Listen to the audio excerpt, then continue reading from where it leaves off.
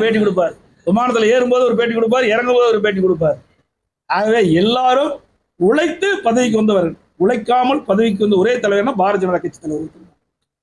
அவர் என்ன உழைப்பு கொடுத்தாரு இந்த பாரதிய ஜனதா கட்சிக்காக? அந்த பாரதிய ஜனதா கட்சியில எத்தனை பேர் முன்னணி தலைவர்கள் இருந்தாங்க, அவருக்கும் அந்த வாய்ப்பு கிடைக்கல. இவர் ஏதோ பணியில தலைவர் பதவி பெற்றார். அதை வைத்துக் கொண்டு இன்றைக்கு தலகால் புரியாம ஆடிக்கொண்டிருக்கின்றார்.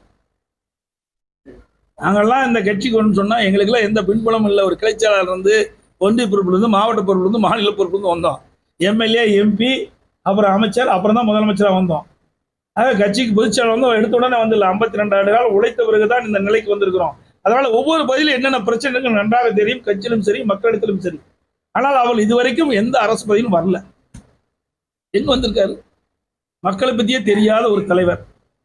அவருக்கு ஒரே முதலீடு வாய் நாக்கு தான், வேற ஒண்ணுமே கிடையாது.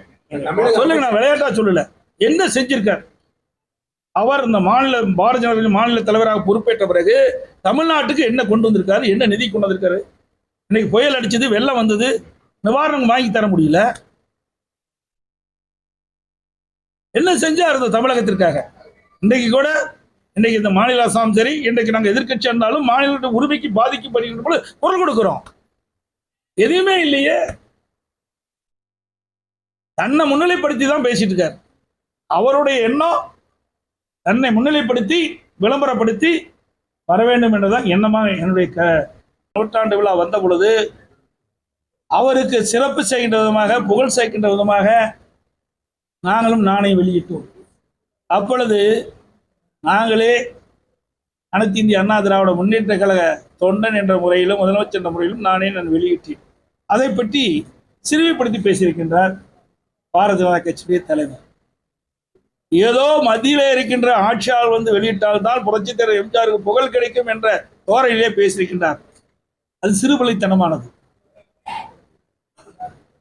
பொன்மனச்செம்மல் புரட்சித் தலைவர் எம்ஜிஆர் 1977 முதலமைச்சராக இருந்து பணியாற்றினார். 1980 முதலமைச்சராக இருந்து பணியாற்றினார். 1984 முதலமைச்சராக இருந்து பணியாற்றினார்.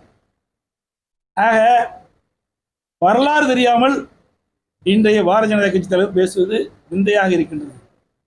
1984 தான் இப்பொழுது இருக்கின்ற பாரதிய ஜனதா கட்சியுடைய தலைவர் பிறந்து. இன்னைக்கு இருக்கக்கூடிய அதிமுக தன்னுடைய தன்மையெல்லாம் இழந்து, இதற்கு முன்பு புரட்சி தலைவர் எப்படியெல்லாம் இருந்தார்களோ அதையெல்லாம் தாண்டி இன்னைக்கு இருக்கக்கூடிய அதிமுக எடப்பாடி பழனிசாமி அவர்கள் தலைமையில் எப்படி ஆயிடுச்சுன்னா ஒரு பிட்டிங் ஏஜென்ட் பார்ட்டியாக மாறி இருக்கிறது. டெண்டர்ல போடுவாங்க, ஹையஸ்ட் டெண்டர், லோவஸ்ட் டெண்டர்னு போடுவாங்க. அதுபோல் ஹையஸ்ட் டெண்டர் கட்சியாக எடப்பாடி பழனிசாமி அவர்கள் அதிமுக வழிநடத்தி கொண்டிருக்கிறார். இந்த கருத்தை பேச வேண்டாம் நினைச்சேன். காலையிலே எடப்பாடி பழனிசாமி அவர்கள் என்னை பற்றி சில கருத்துக்களை சொல்லியிருந்தார்கள், கட்சியை பற்றி சில கருத்துக்கள் சொல்லியிருந்தார். யாரையோ பிடித்து பதவிக்கு வந்த அண்ணாமலைக்கு என்ன தெரியும்? உழைக்காமலே பதவிக்கு வந்த அண்ணாமலைக்கு என்ன தெரியும்? அண்ணாமலைக்கு இருப்பது வாயும் வாக்கும் தான். அவர் மைக்க பார்த்தாவே பொய் பேசுவாரு அப்படின்னு எடப்பாடி அவர்கள் சொல்லி இருக்கிறார். அதற்கு நான் கருத்து சொல்லவில்லை என்றால் தவறாக போய்விடும். காரணம், நாளைக்கு நான் ஒரு 3 மாத காலம் வெளியே படிக்க செல்கின்ற காரணத்தினால இதே கருத்து தமிழகத்தில் 10 முறை சொன்னீங்கன்னா அது உண்மையாயிருக்கும். அதனால இந்த கருத்துக்கு பதிலடி கொடுக்க வேண்டிய கட்டாயத்தில் நான் இருக்கேன். அண்ணன் எடப்பாடி பழனிசாமி அவர்கள, உங்க ஊர் சிலுவம்பாளையத்தில் ஒரு மர்டர் நடந்தது. பங்காளிகளுக்குள்ள சண்டையில ஒருவர் கொலை செய்யப்பட்டார். கொலை செய்யப்பட்ட பிறகு அதே சிலுவம்பாளையத்தில் ஒருத்தர் கைது செய்யப்பட்டார். அதன் பிறகு சிறைக்கு போனார். அதன் பிறகு கைது செய்யப்படாத ஒருத்தர் மேற்கு தொடர்ச்சி மலையில் ஒளிந்திருந்தார்.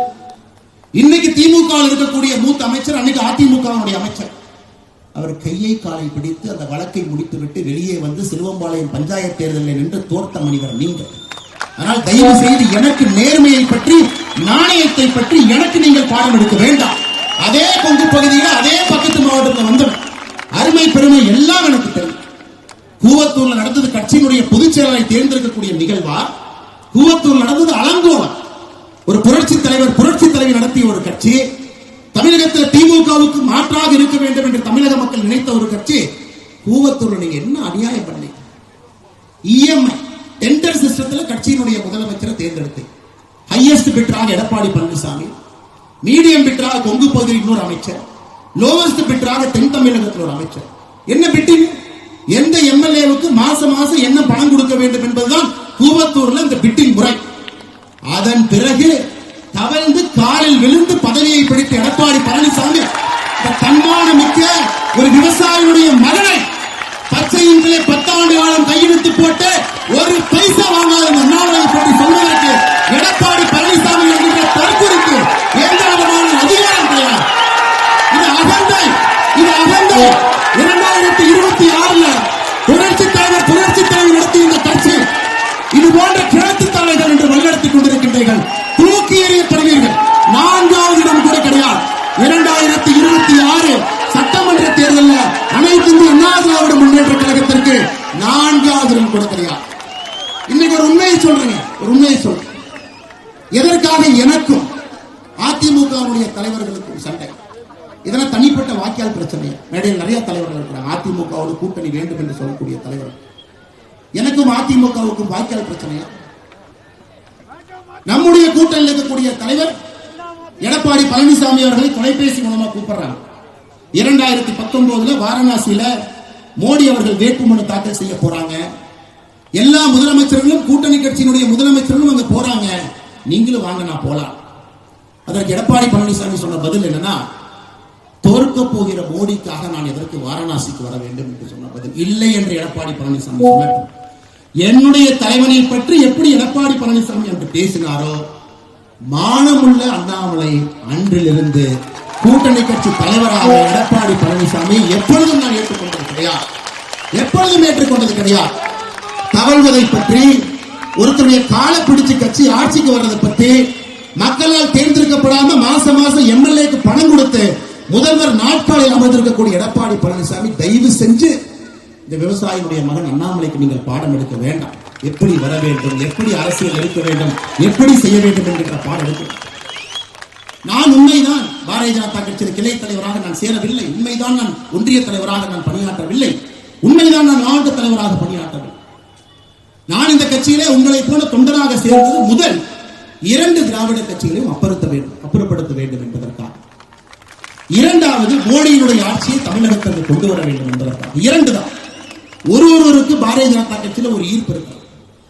அத்வானி ஐயா, வாஜ்பேயி ஐயா, ஷாம் பிரசாத் முகர்ஜி ஐயா, எல்லோருக்கும் ஒரு ஈர்ப்பு இருக்கு. தேசியம், ஆன்மீகம், தெய்வீகம், வலிமையான ஒரு கட்சி, இந்த நாட்டை வழிநடத்தக்கூடிய கட்சி, நான் தரப்பு பார்ட்டி, பெண்களுக்கு முதல் மரியாதை கொடுக்கக்கூடிய ஒரு கட்சி, சாதாரண மனிதனை தலைவராக்கக்கூடிய கட்சி. எல்லோருக்கும் பாரதிய ஜனதா கட்சியின் மீது ஒரு பார்வை இருக்கு.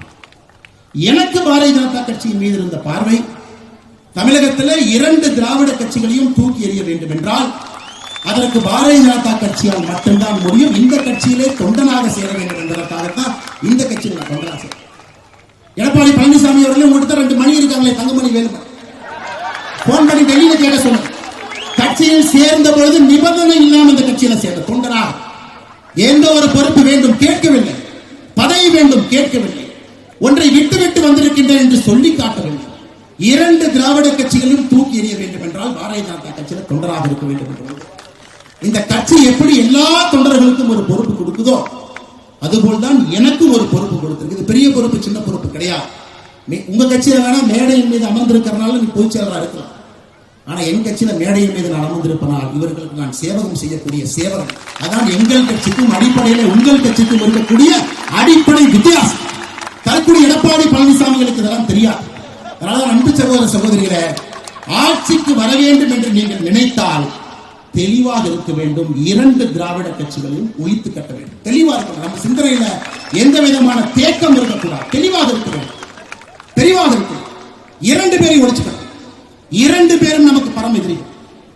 என்ன, திமுக கொள்ளையடிச்சு அவனுடைய கட்சிக்காக சொந்தக்காரங்கிட்ட ஆடிட்டர் வச்சு சேர்த்து வைப்பான். எடப்பாடி பழனிசாமி அவர்கள் தன்னுடைய சம்பந்தி மூலமாக கொள்ளையடிச்சு அவர் ஒரிசால, பீகார்ல, ஜார்க்கண்ட்ல மைன்ஸ்ல சேர்த்து வச்சுக்குவார். 2 பேருக்கும் அடிப்படை வித்தியாசம். மற்றபடி இந்த கட்சிக்கு பெரிய வித்தியாசம் எதுவும் இல்லை. அதனால அன்பு சொந்தங்களை உங்களுடன் மறுபடியும் வைக்கக்கூடிய வேண்டும். நாம் எல்லோரும் துடித்துக் கொண்டிருக்கின்றோம். தமிழகத்தில் பாரதிய ஜனதா கட்சி ஆட்சிக்கு கொண்டு வர வேண்டும் என்றால் 2026 தவிர வேறு ஒரு வாய்ப்பு இல்லை என்பது நம் எல்லோருடைய கருத்து. காலம் கணிந்திருக்கிறது.